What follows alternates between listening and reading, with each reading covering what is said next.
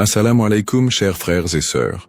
Au cœur des enseignements de l'islam, l'apparition de l'imam Mahdi, que la paix soit sur lui, occupe une place particulière et suscite une profonde réflexion parmi les croyants. L'imam Mahdi est décrit comme un guide divinement choisi, envoyé pour rétablir la justice et l'équité à une époque où l'injustice et la corruption domineront le monde. Cette prophétie, profondément ancrée dans les hadiths du prophète Muhammad, Saus, est une source d'espoir pour des millions de musulmans à travers le globe. Dans un monde marqué par l'incertitude, les conflits et les crises, beaucoup se tournent vers les signes de la fin des temps pour mieux comprendre les événements qui les entourent. L'idée de l'apparition prochaine du Mahdi est perçue non seulement comme un événement spirituel, mais aussi comme une promesse de renouveau et de paix universelle. Les savants musulmans ont longuement débattu et étudié cette prophétie, soulignant son importance dans la foi islamique. Aujourd'hui, face aux défis contemporains, l'intérêt des musulmans pour ce sujet s'intensifie. Cette quête de compréhension n'est pas une simple curiosité, mais une volonté sincère de se préparer spirituellement et de rester fermement attaché aux enseignements d'Allah. Dans cette vidéo, nous allons explorer les prophéties liées à l'imam Mahdi, les signes annonciateurs de son apparition et leur pertinence dans notre époque. Avant de commencer cette vidéo, n'oubliez pas de liker cette vidéo, car cela nous donne beaucoup de force pour continuer à partager du contenu bénéfique. Et je vous invite à vous abonner à notre chaîne et d'activer la cloche de notification pour rester informé de nos prochaines publications sur la foi islamique. Merci et bonne vidéo. Les sources sur l'imam Mahdi. L'histoire et le rôle de l'imam Mahdi, que la paix soit sur lui, sont tirés des enseignements prophétiques et occupent une place importante dans la tradition islamique. Bien que le Coran ne mentionne pas directement l'imam Mahdi, de nombreux hadiths authentiques du prophète Muhammad, sallam, mettent en lumière son apparition future. Ces textes constituent les principales sources de compréhension sur ce sujet. Parmi les hadiths largement acceptés par les savants, on trouve celui rapporté par Abu Saïd al-Khudri, qu'Allah soit satisfait de lui, où le prophète, Saus, a dit « Le jour de la résurrection ne viendra pas avant qu'Allah n'envoie un homme de ma descendance, dont le nom sera comme le mien, et dont le nom du Père sera comme celui de mon Père. Il remplira la terre de justice et d'équité, tout comme elle était auparavant remplie d'oppression et d'injustice. » Rapporté par Abu Daoud et authentifié par Al-Albani. Un autre hadith rapporté par Salama, qu'Allah soit satisfait d'elle, mentionne « Le Mahdi viendra de ma descendance, de la lignée de Fatima. » Sunan Ibn Majah, Sahih, selon Al-Albani. Ces hadiths, et bien d'autres, montrent que l'imam Mahdi sera un descendant direct du prophète Muhammad, Saus, portant son nom et sa mission. Guider l'humanité et rétablir l'équilibre et la justice dans un monde troublé. Cependant, il est crucial de faire la distinction entre les sources authentiques et celles qui sont discutables. Les savants de l'islam ont mis en garde contre l'utilisation de hadiths faibles ou inventés pour alimenter des spéculations sur l'imam Mahdi. Par exemple, certains récits non authentifiés décrivent des événements exagérés ou incompatibles avec les enseignements fondamentaux de l'islam. Ces récits, bien qu'ils puissent captiver l'imaginaire populaire, ne doivent pas être utilisés pour fonder nos croyances. L'imam Ibn Kathir, dans son ouvrage Al-Bidaya wal-Nihaya, a compilé plusieurs récits authentiques sur le Mahdi, tout en dénonçant les récits non fiables. De même, des savants contemporains comme Sheikh Al-Albani ont travaillé pour classifier les hadiths sur ce sujet, permettant aux croyants de se baser uniquement sur des textes crédibles. En tant que musulmans, il est de notre devoir de ne suivre que ce qui est prouvé par les textes authentiques et validé par les savants. L'imam Mahdi est une figure réelle dans la foi islamique, mais les spéculations et exagérations doivent être évitées. La connaissance vérifiée, transmise par des chaînes de narration fiables, est essentielle pour une compréhension correcte. Ainsi, avant de discuter ou de croire à certaines affirmations concernant l'imam Mahdi, il est important de se référer aux sources validées et d'agir avec prudence. Ce sujet n'est pas un espace pour les opinions personnelles ou les interprétations hasardeuses, mais plutôt une opportunité d'approfondir notre foi avec sérieux et sincérité. Les signes avant-coureurs de son apparition. L'apparition de l'imam Mahdi, que la paix soit sur lui, sera précédée de nombreux signes prophétiques annoncés par le prophète Muhammad, SAW. Ces signes, regroupés en deux catégories principales, majeurs et mineurs, servent d'indicateurs pour les croyants. Ils rappellent l'approche de la fin des temps et l'importance de se préparer spirituellement. Les signes mineurs de la fin des temps. Les signes mineurs, également appelés Ashrat al-Sa'a, sont des événements qui se manifestent progressivement dans le temps. Beaucoup d'entre eux sont déjà visibles aujourd'hui. Parmi les signes mentionnés dans les hadiths, la prolifération des injustices et des oppressions. Le prophète, SAW, a dit « Quand l'autorité sera donnée à ceux qui ne la méritent pas, alors attends-leur » Sahih al-Bukhari.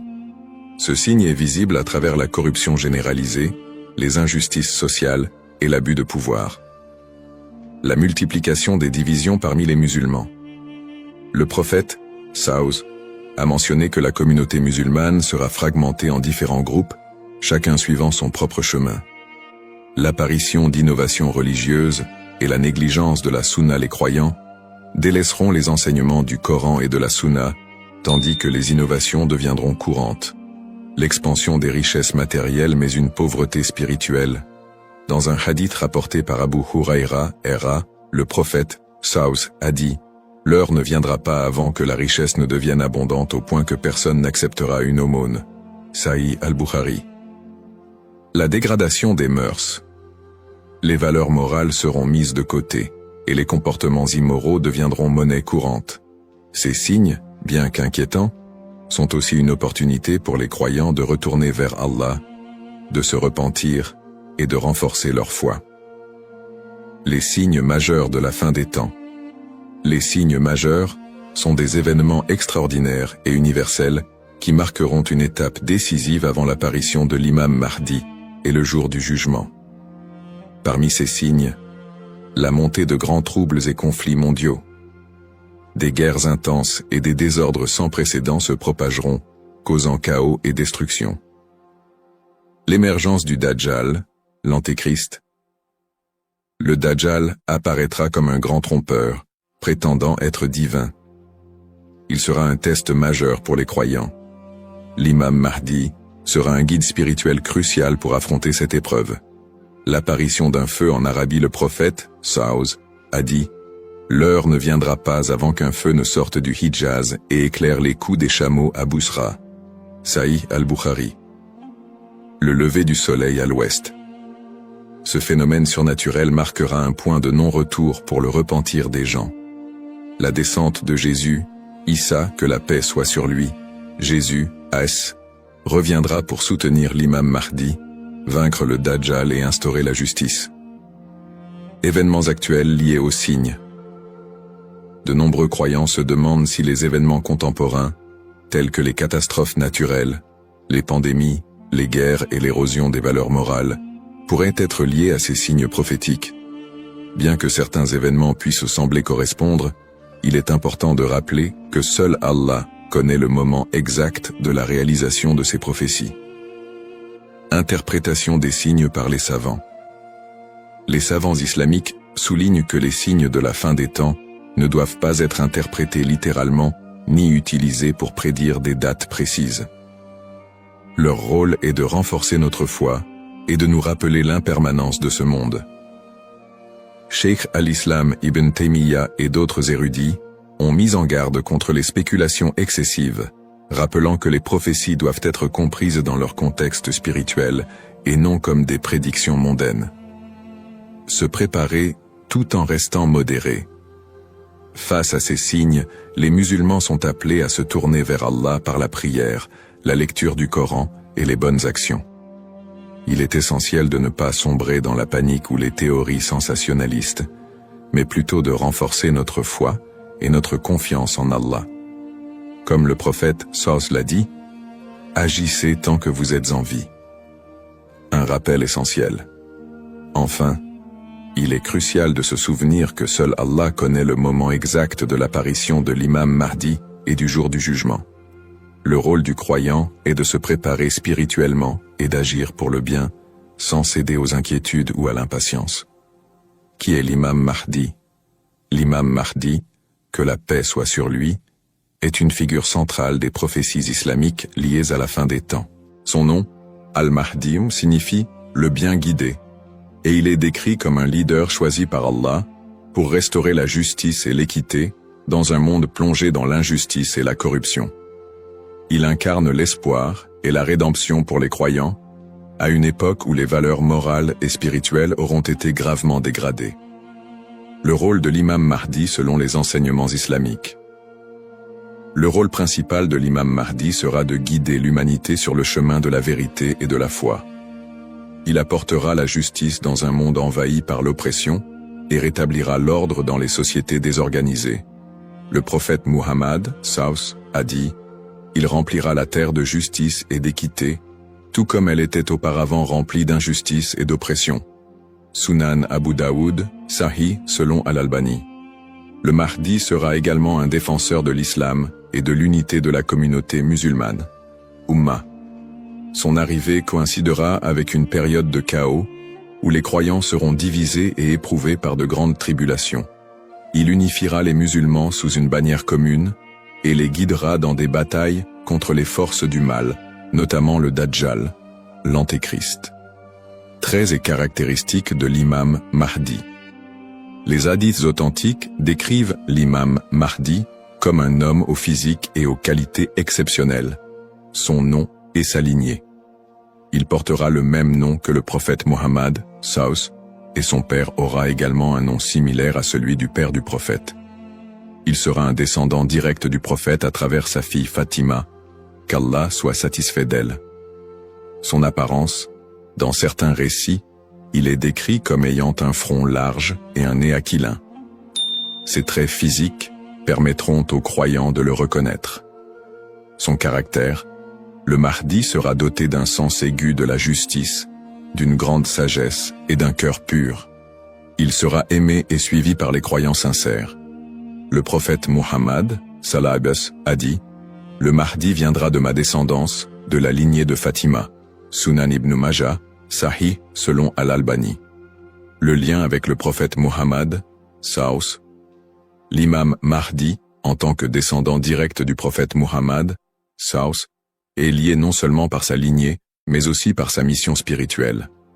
Comme le prophète, il sera un guide pour l'humanité et incarnera les valeurs de l'islam, la justice, la miséricorde et la foi en Allah. Sa venue est perçue comme une continuation de la mission prophétique, avec un accent particulier sur la restauration de l'équilibre dans un monde corrompu. Pourquoi est-il tant attendu par les croyants? L'attente de l'imam Mahdi est profondément enracinée dans l'espoir de voir un monde meilleur. Les musulmans voient en lui un symbole d'espoir, surtout dans les moments de grandes difficultés et d'injustice.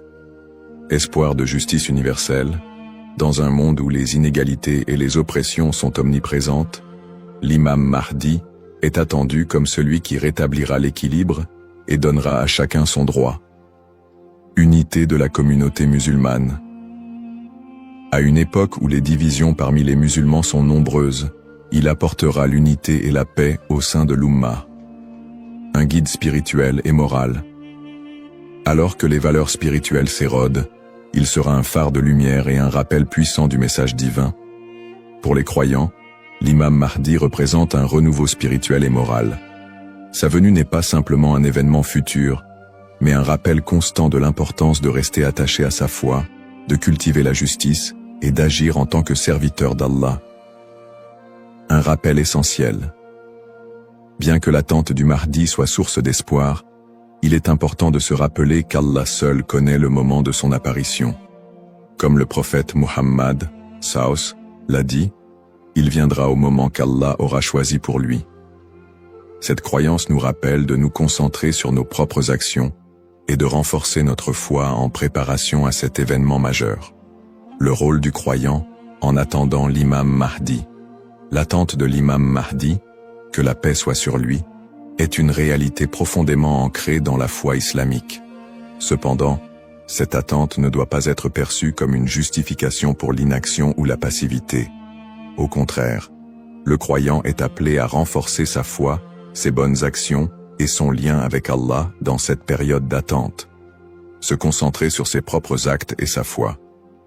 L'attente de l'imam Mahdi ne signifie pas que les croyants doivent simplement espérer un changement sans agir. Allah nous rappelle dans le Coran, certes, Allah ne modifie pas l'état d'un peuple tant qu'il ne modifie pas ce qui est en eux-mêmes. Sourate Ar-Ra'd 13-11. Cela implique que chaque croyant doit se concentrer sur l'amélioration de ses propres actes, de sa foi et de son comportement. L'imam Mahdi ne viendra pas pour accomplir ce que nous négligeons, mais pour guider une communauté déjà engagée dans la voie d'Allah. Pratique recommandée pour le croyant.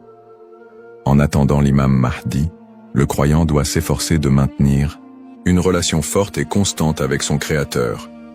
Voici quelques pratiques essentielles. La prière, salat. La prière est le pilier central de l'islam et le premier acte dont le croyant sera jugé. L'accomplissement régulier des prières obligatoires et surérogatoires est crucial pour renforcer notre foi. Le dhikr, évocation d'Allah, multiplier les invocations et les rappels d'Allah, permet de purifier le cœur et de rester connecté à lui, même dans les moments difficiles. Le prophète Saus a dit, « Le meilleur rappel est « La ilaha illa Allah » Il n'y a de Dieu qu'Allah. La lecture du Coran. Le Coran est la lumière et la guidance pour tout croyant. Sa lecture régulière, accompagnée de méditation sur ses significations, est essentielle pour maintenir un lien avec les enseignements divins. Le tawakkul, confiance en Allah. Face aux épreuves, le croyant doit placer sa confiance totale en Allah, tout en faisant les efforts nécessaires pour s'améliorer. Agir et être un modèle de vertu. L'attente de l'imam Mahdi n'est pas une excuse pour négliger nos responsabilités personnelles, sociales ou spirituelles. Au contraire, chaque croyant doit être un modèle de vertu et d'excellence dans tous les aspects de sa vie. Dans sa famille, en éduquant ses enfants dans les valeurs islamiques et en maintenant une atmosphère de piété et d'amour. Dans sa communauté, en participant à des œuvres caritatives, en favorisant l'unité et en soutenant ceux qui en ont besoin. Dans sa conduite quotidienne, en respectant les enseignements de l'islam, en évitant les péchés et en recherchant l'agrément d'Allah dans toutes ses actions. Un rappel d'équilibre et de responsabilité. L'imam Mahdi n'est pas une figure miraculeuse venue pour résoudre tous les problèmes du monde sans notre participation.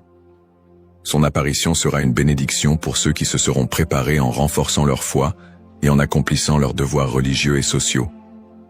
Le prophète Mohammed Saos a dit « Travaillez pour ce monde comme si vous alliez vivre éternellement, et travaillez pour l'au-delà comme si vous alliez mourir demain. » Cette sagesse rappelle aux croyants l'importance de trouver un équilibre entre les affaires mondaines et spirituelles, tout en se préparant à l'apparition du Mahdi.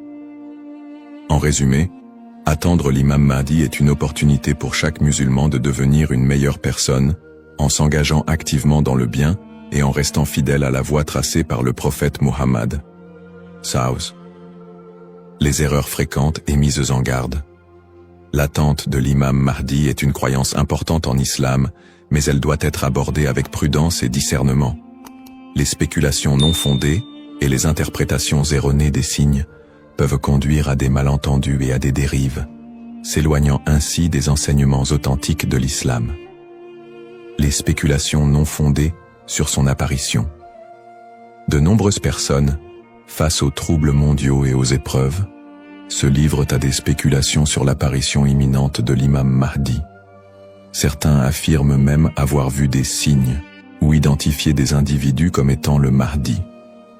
Ces spéculations, bien qu'alimentées par l'inquiétude ou l'espoir, sont souvent basées sur des sources faibles ou des interprétations personnelles.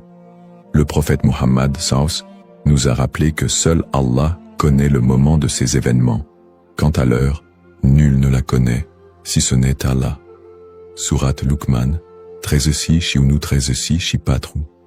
Il est donc essentiel de rester vigilant face à ceux qui prétendent connaître des détails précis ou fixer des dates, car cela va à l'encontre des enseignements islamiques. Les dangers d'interpréter les événements sans preuves solides. L'histoire a montré que certains individus ou groupes ont abusé de la croyance en l'imam Mahdi pour manipuler les gens, provoquer des divisions ou instaurer des mouvements extrémistes. Ces interprétations sans fondement solide peuvent semer la confusion et détourner les croyants de leur foi. Les savants mettent en garde contre l'interprétation erronée des textes prophétiques sans une connaissance approfondie. L'utilisation des événements actuels pour affirmer des prophéties sans preuves solides. La propagation de fausses informations ou d'idéologies qui ne reposent pas sur le Coran et la Sunna. Les conseils des savants pour éviter les dérives. Pour se prémunir contre ces erreurs, les savants recommandent les points suivants. S'appuyer sur les sources authentiques, étudier les hadiths authentiques et éviter les récits douteux ou faibles. Ne pas se précipiter dans les conclusions, rester humble et reconnaître que seul Allah connaît la vérité absolue. Consulter les savants compétents, s'adresser à des érudits fiables pour toute question ou doute sur les prophéties. Se concentrer sur ses propres actes, plutôt que de se perdre dans des spéculations inutiles, renforcer sa foi et accomplir ses devoirs religieux. Un rappel essentiel. L'apparition de l'imam Mahdi est un événement certain, mais son moment reste un secret d'Allah. Le prophète Muhammad nous a enseigné l'importance de ne pas se perdre dans des conjectures, mais de rester attaché aux principes de l'islam et de faire confiance à Allah. Celui qui place sa confiance en Allah, il lui suffit. Surat At-Talaq, 65-3. En résumé, chaque croyant doit éviter les pièges des spéculations et des interprétations erronées et se concentrer sur l'essentiel, sa relation avec Allah et son engagement à suivre les enseignements du prophète Saw. L'importance de l'espoir et de la confiance en Allah. Dans un monde rempli de défis, d'épreuves et d'incertitudes, il est essentiel pour les croyants de maintenir un profond sentiment d'espoir et une confiance absolue en Allah. La promesse de l'apparition de l'imam Mahdi, que la paix soit sur lui, n'est pas un appel à la peur, mais un rappel de la miséricorde et de la sagesse infinie d'Allah. Ne pas céder à la peur ou à l'anxiété. Les épreuves de la vie peuvent parfois paraître écrasantes, mais Allah nous rappelle dans le Coran. Ne vous laissez pas abattre et ne soyez pas tristes. Vous êtes les supérieurs si vous êtes croyants. Surat Al-Imran 3:139. Plutôt que de succomber à l'anxiété face aux troubles du monde ou aux signes de la fin des temps, les croyants doivent se rappeler que ces événements font partie du plan divin. Allah est le meilleur des planificateurs, et tout ce qui se passe a une raison profonde, même si elle nous échappe. Chaque épreuve est une opportunité de se rapprocher d'Allah. Les moments de difficulté sont, en réalité, des occasions uniques pour renforcer sa foi et son lien avec Allah. Le prophète Muhammad a dit « La récompense est proportionnelle à l'épreuve. Lorsqu'Allah aime un peuple, il l'éprouve. » Sahih al-Bukhari. Au lieu de voir les épreuves comme des obstacles, elles doivent être perçues comme des moyens d'expier nos péchés, de purifier nos cœurs et d'accroître notre patience et notre gratitude.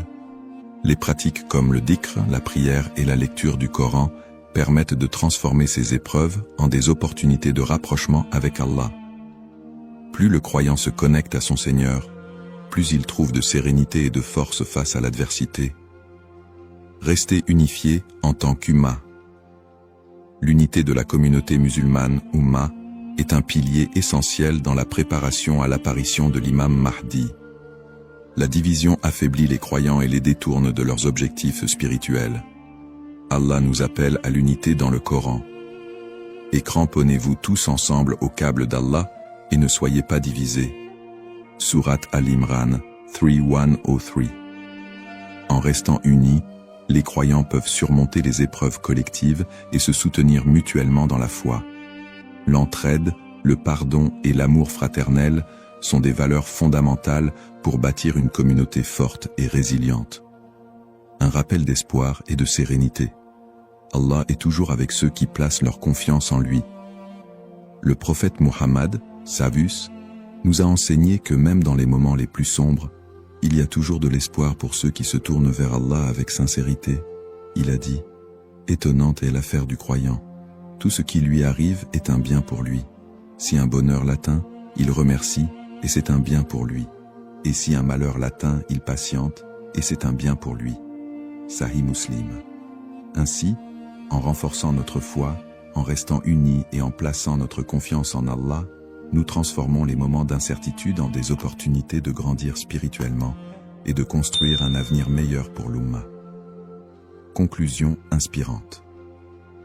En résumé, la prophétie de l'apparition de l'imam Mahdi est un rappel puissant pour les croyants de renforcer leur foi, d'être attentifs aux enseignements d'Allah et de se préparer spirituellement à l'au-delà. Nous avons exploré les sources authentiques qui mentionnent l'imam Mahdi, les signes avant-coureurs de son apparition et son rôle dans la restauration de la justice et de l'équité. Nous avons également mis en lumière l'importance pour chaque croyant d'agir, de cultiver la patience et de ne pas tomber dans des spéculations infondées. Ces enseignements sont une invitation à la réflexion personnelle. Suis-je prêt à rencontrer mon Seigneur? Ai-je accompli les devoirs qu'Allah m'a confiés? L'attente de l'imam Mahdi doit nous pousser à purifier nos intentions, à accroître nos bonnes actions et à renforcer l'unité de l'Ummah. Terminons cette réflexion par une invocation sincère. Ô Allah, guide-nous sur le droit chemin, raffermis notre foi et aide-nous à être parmi ceux qui te plaisent. Protège l'humanité des épreuves et des divisions et accorde à l'Ummah l'unité et la paix. Fais de nous des serviteurs sincères et prépare nos cœurs à accueillir tes bénédictions. Amin. Puisse Allah nous accorder la patience, la sagesse et la force d'être des modèles de vertu et de foi. Bismillahirrahmanirrahim. Au nom d'Allah, le tout miséricordieux, le très miséricordieux. Assalamu alaykum wa rahmatullahi wa barakatuh.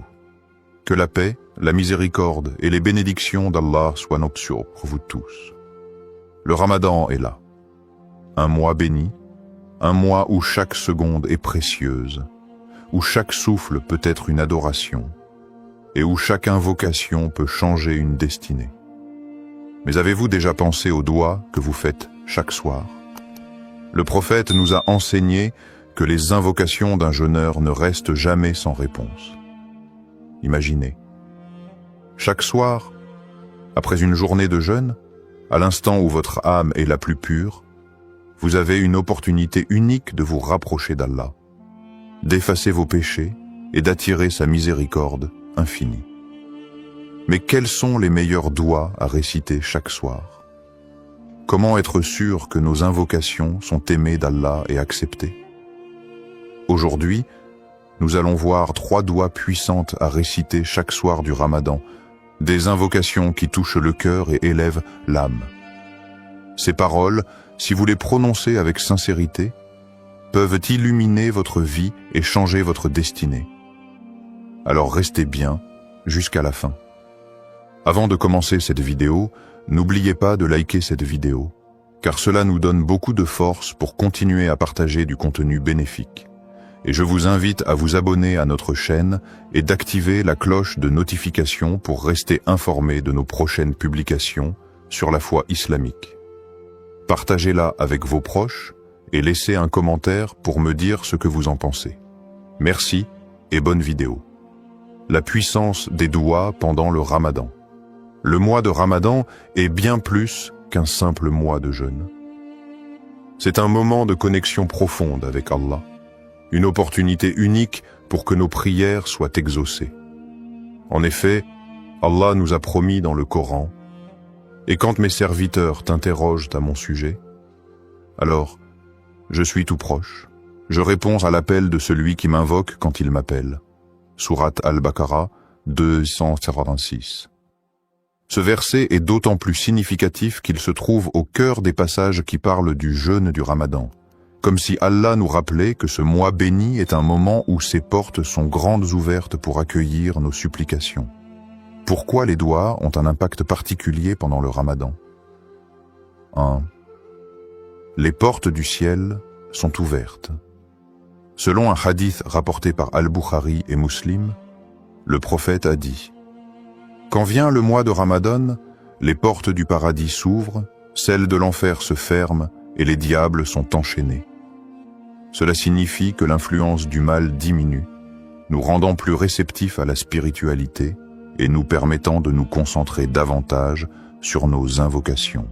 2. Le jeûneur a une invocation qui ne sera jamais rejetée. Le prophète a dit « 3 invocations ne sont pas rejetées. L'invocation du jeûneur au moment de la rupture du jeûne, celle de l'opprimé et celle du voyageur. » Tirmidhi 35-98. Ainsi, chaque soir, juste avant de rompre le jeûne, nous avons un moment privilégié où nos supplications montent directement vers Allah.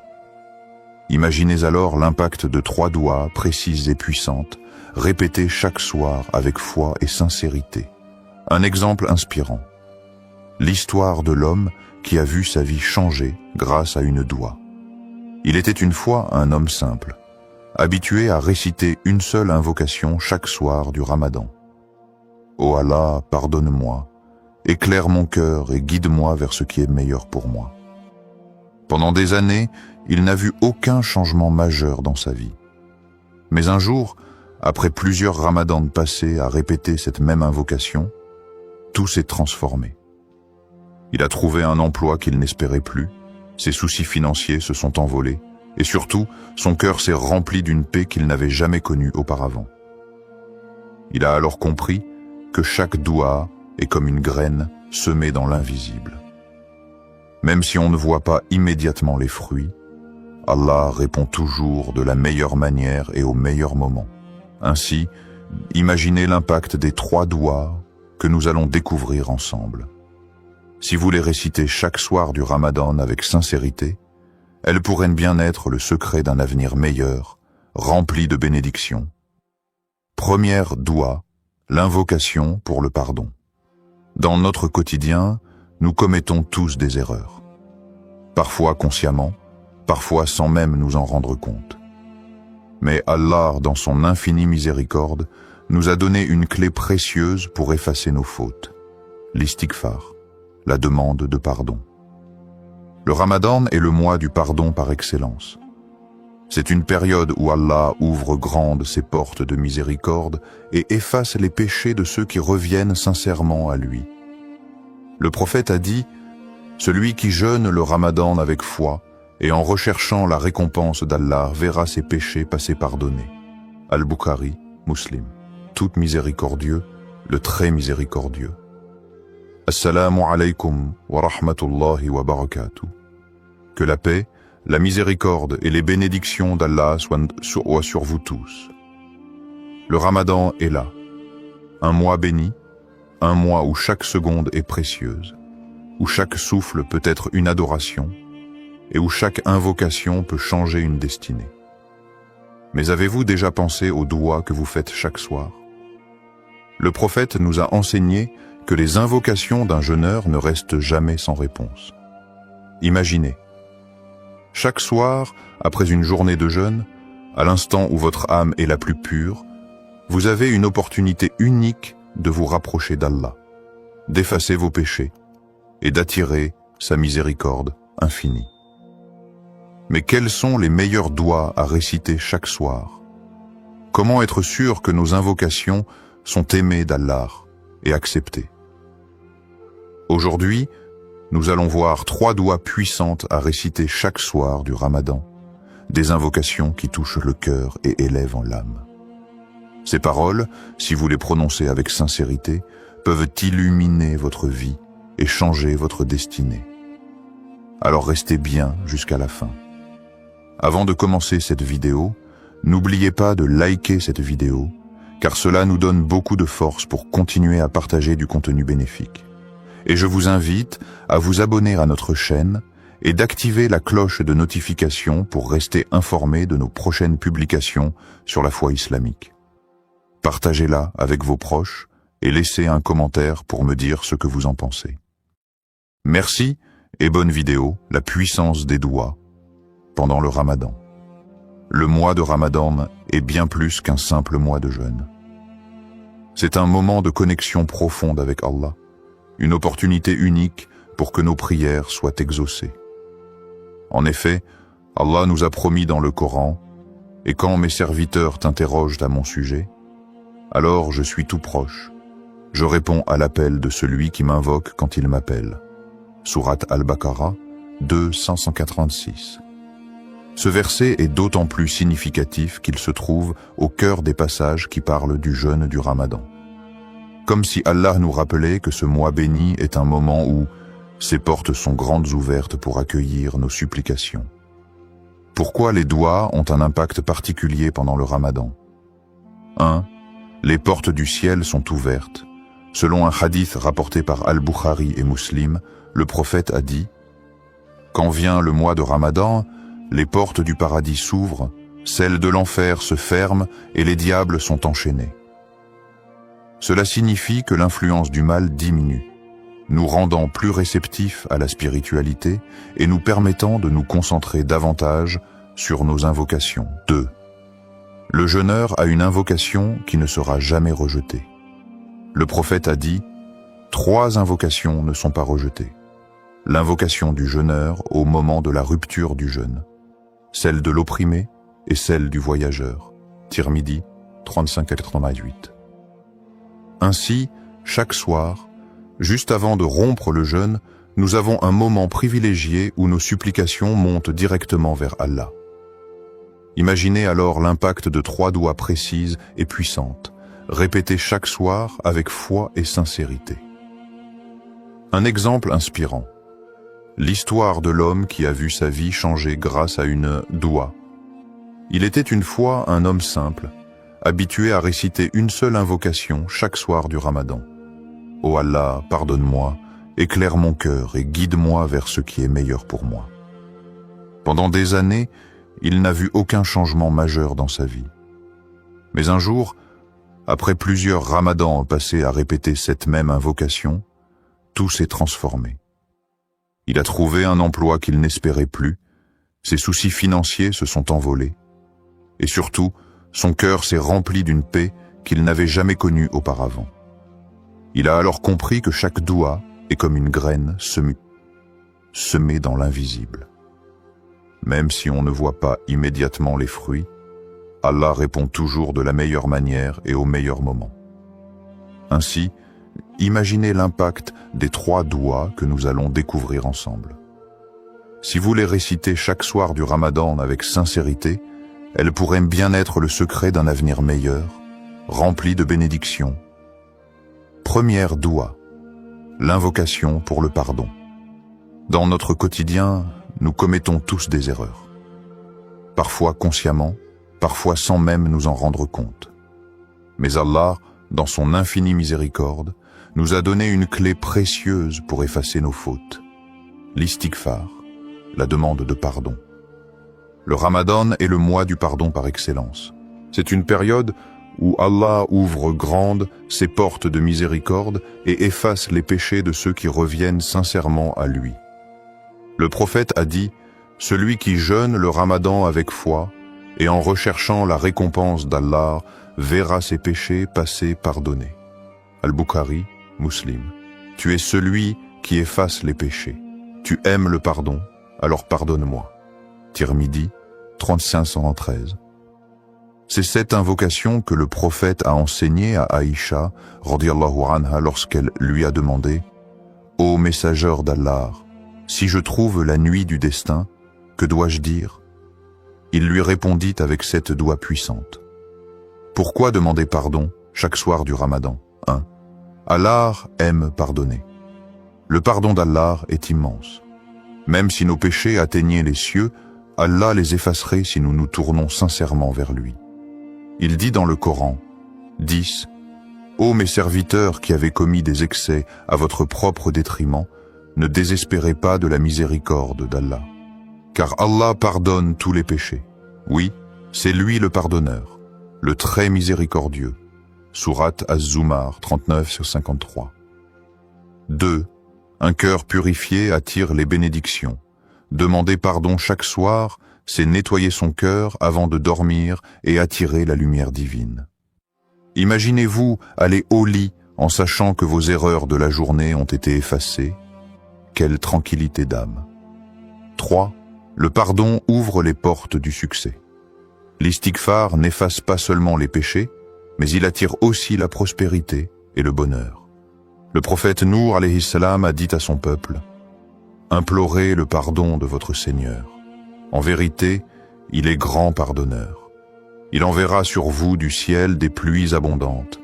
Il vous accordera beaucoup de biens et d'enfants, et vous donnera des jardins et des rivières. » Sourate Nour, 71, 10, 12. Une histoire inspirante sur la puissance du pardon d'Allah. Un homme pieux avait un passé sombre. Il avait commis de nombreux péchés, mais il avait une habitude. Chaque soir, avant de dormir, il demandait sincèrement pardon à Allah. Une nuit, il fit un rêve étrange. Il vit une immense mer remplie d'encre noire, représentant ses péchés. Pris de panique, il se mit à pleurer et à implorer Allah. « Ô Allah, pardonne-moi, je suis perdu sans toi. » Soudain, une pluie dorée tomba du ciel, effaçant toute l'encre noire et laissant place à une eau cristalline. Une voix lui dit: « Ton pardon sincère a purifié ton âme comme cette pluie a lavé la mer. » À son réveil, il se sentit léger, apaisé, comme libéré d'un fardeau. Il comprit alors que chaque istighfar n'est pas juste une parole, mais un acte qui transforme notre destinée. Conclusion. Adoptez cette habitude chaque soir. Chaque soir du Ramadan, prenez quelques secondes pour réciter cette doua avec sincérité. Vous verrez votre cœur s'apaiser, votre foi se renforcer et votre vie s'embellir. Et si ce Ramadan était le début d'un nouveau départ pour vous, ne sous-estimez jamais la puissance d'un simple istighfar. Deuxième doua, l'invocation pour la guidance et la lumière d'Allah. Dans un monde rempli d'incertitudes, d'épreuves et de tentations, nous avons un besoin constant de la lumière et de la guidance d'Allah. Sans cette lumière divine, nous risquons de nous égarer, de prendre de mauvaises décisions et de sombrer dans le doute et l'anxiété. Le Ramadan est un moment idéal pour rechercher la guidance divine, car c'est le mois où le Coran a été révélé comme une lumière pour l'humanité. Allah nous rappelle dans le Saint-Coran: « Ce livre, nul doute, est une guidance pour les pieux. » Sourate Al-Baqarah 2.2. Alors, quelle invocation peut nous aider à rester sur le droit chemin et à recevoir la lumière d'Allah dans nos cœurs et nos vies? La doua à réciter chaque soir pour la guidance et la lumière.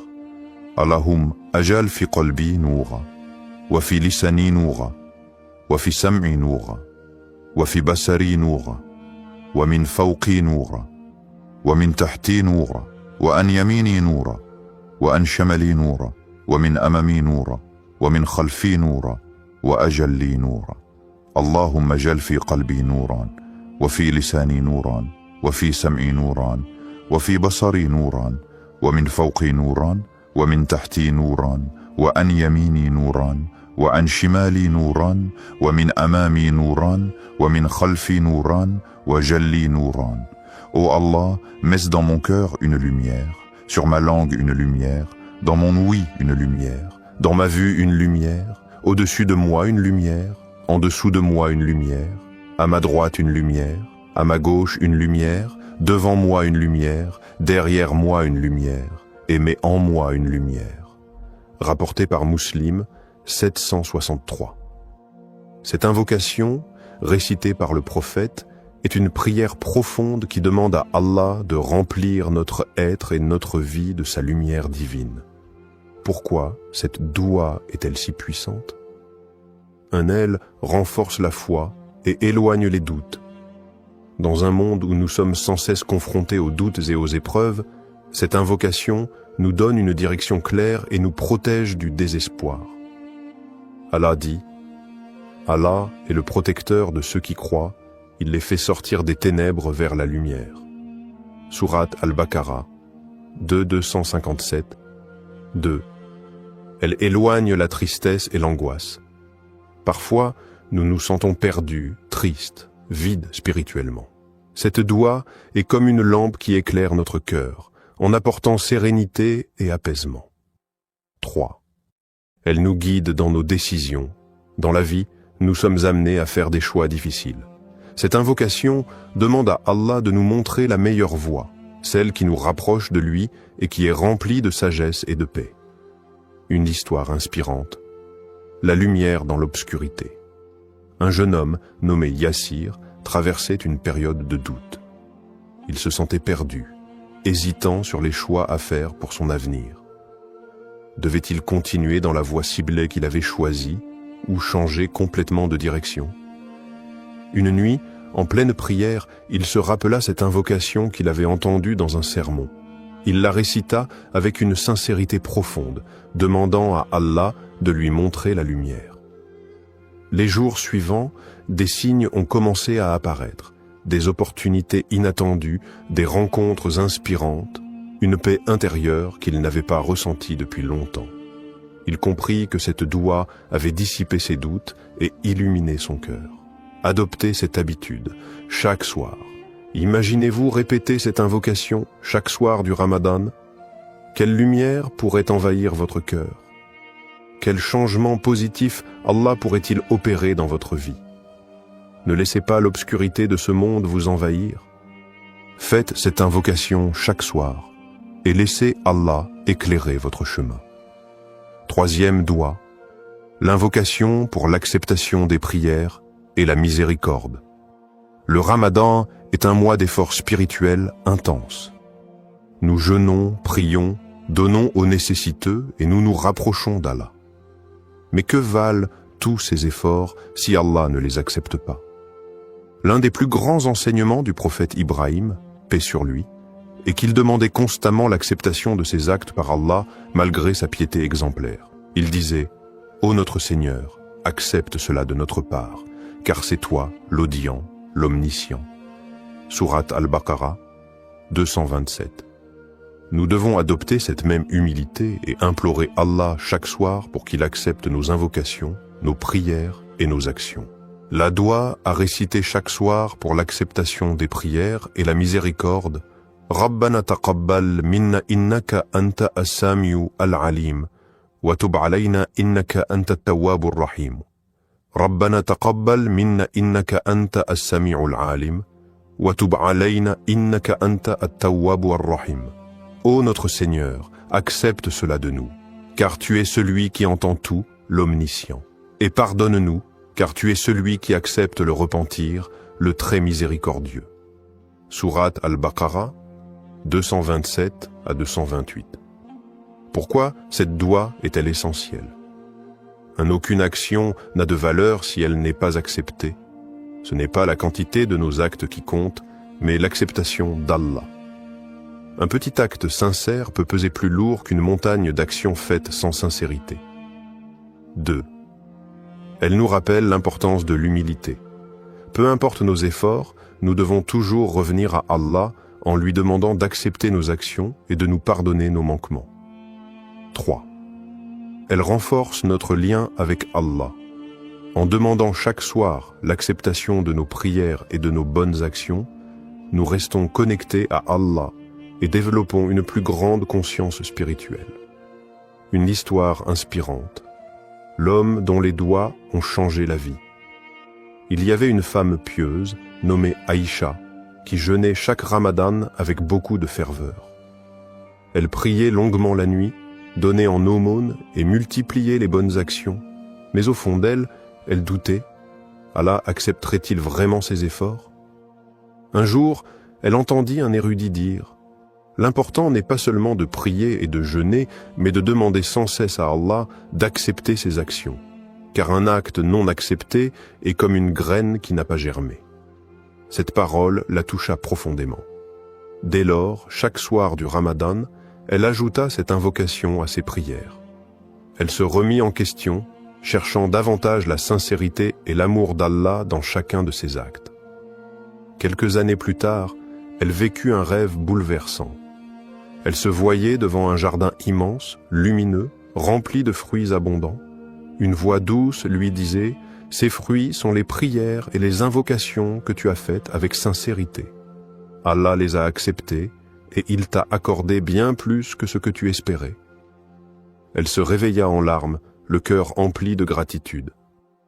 Elle comprit alors que demander l'acceptation d'Allah était un acte aussi important que l'acte lui-même.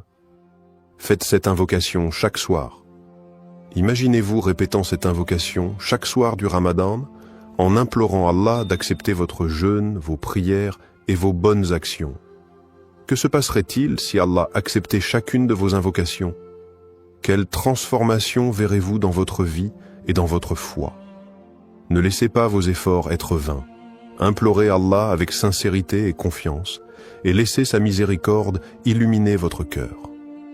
Comment intégrer ces doigts chaque soir du Ramadan?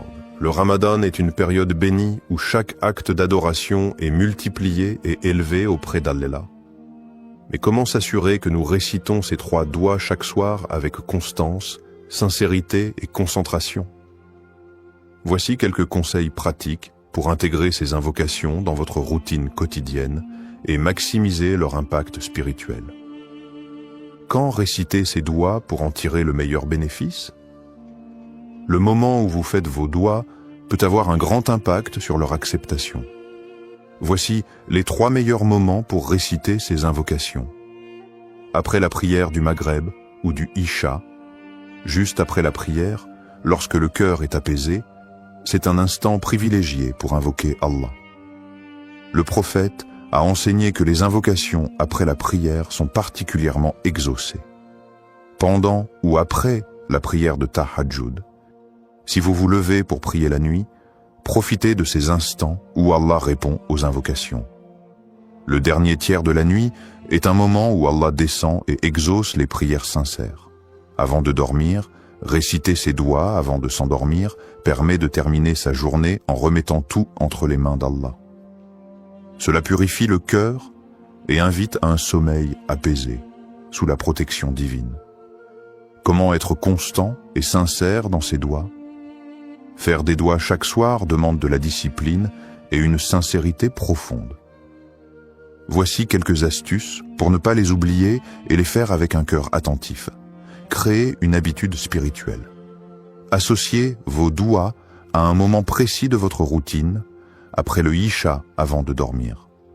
Répétez cette habitude chaque soir jusqu'à ce qu'elle devienne naturelle. Écrivez vos doigts. Notez ces 3 doigts sur une feuille, un carnet ou votre téléphone. Ayez-les toujours à portée de main, surtout au moment de prier. Récitez-les lentement et avec réflexion. Au lieu de les dire machinalement, prenez le temps de méditer chaque mot, en pensant à leur signification et à leur impact sur votre vie. Mettez de l'émotion dans vos invocations. Imaginez que vous êtes devant Allah, qu'il vous écoute attentivement. Pleurez si vous en ressentez le besoin, ouvrez-lui votre cœur sans retenue. Soyez constant, même après le Ramadan. Cette habitude ne doit pas s'arrêter après le mois béni. Plus vous êtes régulier dans vos invocations, plus elles auront d'impact sur votre vie. Comment rendre ces doigts encore plus puissantes? Pour que ces invocations soient encore plus efficaces, voici quelques conseils inspirés du Coran et de la Sunna. Invoquez avec une intention pure. Avant de réciter ces doigts, purifiez votre intention. Faites-le uniquement pour plaire à Allah et non pour des gains matériels immédiats. Soyez en état de pureté. Faites vos invocations après les ablutions, wudu, dans un lieu propre et calme. Cela favorise la concentration et l'humilité. Levez les mains vers le ciel, c'est une sunna du prophète. Lorsque vous invoquez Allah avec les paumes tournées vers le ciel, c'est un geste d'humilité et de soumission. Prononcez les noms d'Allah avant de commencer. Dire « Ya Rahman, Ya Rahim » ô miséricordieux, ô très miséricordieux, ou Ya Allah, aide à renforcer votre connexion spirituelle avant de réciter votre doigt. Ayez une foi inébranlable. Lorsque vous faites une invocation, croyez fermement qu'Allah va y répondre. Le prophète a dit « Invoquez Allah en étant certain qu'il exaucera votre demande », rapporté par At-Tirmidhi. Multipliez les bonnes actions. Un cœur pur et des actions sincères rendent les doigts encore plus puissantes. Faites du bien autour de vous, donnez en aumône et évitez les péchés pour que vos invocations soient acceptées plus facilement. Imaginez le pouvoir de ces doigts dans votre vie. Et si, chaque soir du Ramadan, vous faisiez ces invocations avec sincérité? Et si, grâce à ces doigts, Allah purifiait votre cœur, acceptait vos efforts et transformait votre destinée? Le Ramadan passe vite. Ne manquez pas ces moments précieux où le ciel est ouvert et où Allah attend vos invocations. Commencez dès ce soir. Levez les mains, récitez ces 3 doigts et laissez Allah illuminer votre chemin. Conclusion inspirante: ne sous-estimez jamais la puissance des doigts. Tout au long du Ramadan, chaque instant est une opportunité d'élévation spirituelle et chaque invocation est une porte ouverte vers la miséricorde divine. Ne sous-estimez jamais la puissance des doigts. Elles peuvent changer votre destin, purifier votre âme et rapprocher votre cœur d'Allah. Le prophète a dit « L'invocation est l'essence même de l'adoration », rapporté par At-Tirmidhi. Cela signifie que chaque parole que vous adressez à Allah est entendue. Chaque supplication est précieuse. Et chaque sincérité dans vos invocations est une lumière ajoutée à votre cœur. Faites de ces doigts votre arme spirituelle. Imaginez un instant, si chaque soir du Ramadan, vous leviez les mains avec sincérité, si vous demandiez pardon à Allah, imploriez sa guidance et suppliez qu'il accepte vos efforts, comment votre vie pourrait-elle changer? Allah écoute chaque invocation sincère, et même si la réponse ne vient pas immédiatement, elle vient toujours au moment parfait. Chaque doigt prononcé avec conviction trace un chemin vers la lumière. Commencez dès ce soir. Prenez 5 minutes après votre prière pour réciter ces 3 doigts. Demandez avec le cœur et avec une foi inébranlable. Faites confiance à Allah. Il sait ce qui est le meilleur pour vous. Le prophète a dit « Allah est généreux et il est gêné de renvoyer les mains de son serviteur vides lorsqu'il l'invoque. » Rapporté par Abu Daoud, At-Tirmidhi. Alors n'ayez pas peur de demander. Peu importe vos épreuves, vos faiblesses ou vos doutes, Allah est là, il écoute et il aime ceux qui l'invoquent. Faites ces doigts chaque soir du Ramadan et laissez Allah illuminer votre vie. Twinkle, twinkle, little star.